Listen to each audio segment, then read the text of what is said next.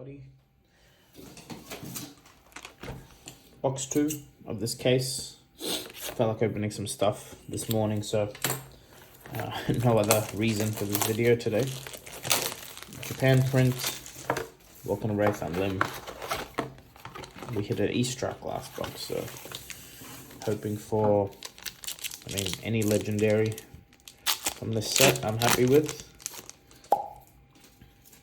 Pretty much collect them all for, I have shown you guys my legendary binder folder, so anything that goes in that would be great. Still digesting all the Fab news. I put an order in, there we go, hit one, Iron Song, Determination. Still digesting the Fab 2.0 stuff. Put an order in for a couple of cases of the, it's a great pack, Pummel and a Sink. History Pack 1 has been ordered. Very excited for that. I know it's, not for everyone. I obviously like opening stuff, so I'll be more than happy to open up some History Pack on the channel. See what we can hit. Very interested to see what the hit rates are. Like a legendary is a little bit more common. I didn't see any mention of super rares, although I might have misread it. But if they've maybe renamed rares to rares, super rares to rares for the set, because Crucible didn't have super rares, but Arcane and WTR did.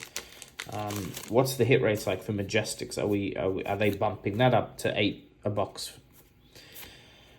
or whatever the per pack rate is? It's interesting. I don't think it'll be exactly the same as the other sets, so I want to dive in, see what we can get. Pumped for PvE. Did some digging into the other TCGs that have had PvE in the past. I think the Warcraft TCG was one of them. Did I get that wrong? No, that is foil. It's just hard to tell. And I'm still not very familiar, but I think Warcraft TCG had its raid packs or something along those lines. I'd love more info if you guys know a bit more about that. Actually, it might be something I'll look at acquiring some packs and doing. Okay. No, that's right. Majestic. I don't even know what I just did. How the order got so mixed up in my hands. Or was that pack out of order? And Armory last night went 3-1 with Kasai. I had 3 new players though, which was awesome. Technically 4. Like someone that's only been playing for very casually, so I'd still count them as new. Lots of fun having new people around, especially seeing a couple of them buy boxes to crack and bring in singles list to build their deck. So one was on Azalea, one was on Kano, and I'm not sure about the third. Actually, I didn't get to see what he was playing, but very cool. That was all at Blood Rush Gaming. If you guys aren't aware, Blood Rush is quite far from a CBD. It's technically, very spicy couple of Guardian Majestics and a blue barraging. Yeah, Gosford is not central. I'll zoom in a bit actually. There we go. It's, I don't know if I'd call it country New South Wales, but it's a little bit country New South Wales. So, okay, third Majestic. Ooh, that pack. Imagine drafting that. That'd suck. I mean, you'd take the Iron Song for sure because it's so good. And you'd go straight to Warrior and win. And this box is pretty spicy. 3 Majestics. See if we can hit anything else. It's been a very long time since I hit a foil E-Strike. That's what I was going to say. Along the conversation of history pack.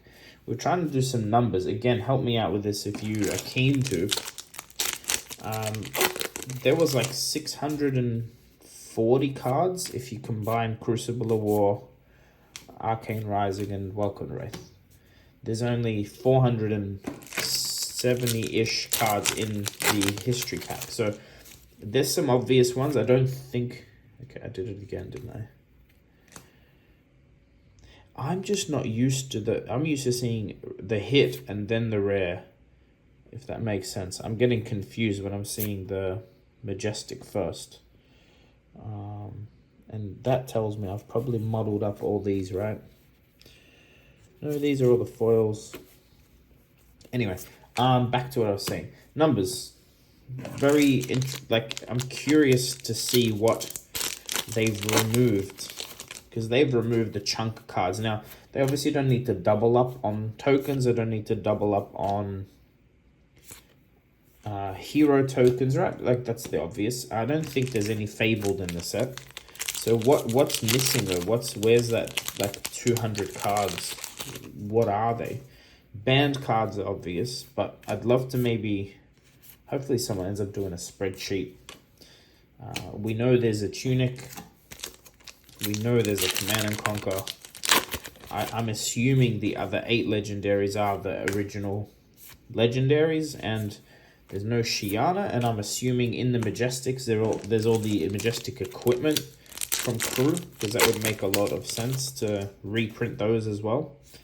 But what have they removed is what I'm more curious about. Yeah, that's been my thoughts about the thing. But we get our hands on it very soon, so I'll be opening at least a case, if not a couple, on the channel. Ooh, last pack. Okay, this box is insane. 2 foil super rares, 4 regular super rares, and 3 Majestics. Very, very good hits. Like, that's crazy numbers, I believe, for WTR. Anyway, that's the box. Thanks for hanging out. That's halfway through this case. I'm going to open a little bit of Unlim. For the foreseeable future, I want to launch this flower business. It costs money. I won't be spending too much on alpha and stuff till that's sort of a cash flow positive endeavor, which, you know, is logical. I still have some Crucible first edition to open on the channel, but I might wait for the right moments. Obviously, Uprising coming out, I'll be buying a lot of that and opening a lot of First Ed Uprising. But let me know what else you want to see on the channel. I'm working towards a podcast, but, you know, we're both busy, Timmy and I, so it's not necessarily something that'll happen immediately, but it's definitely something we both are passionate about doing. Maybe have...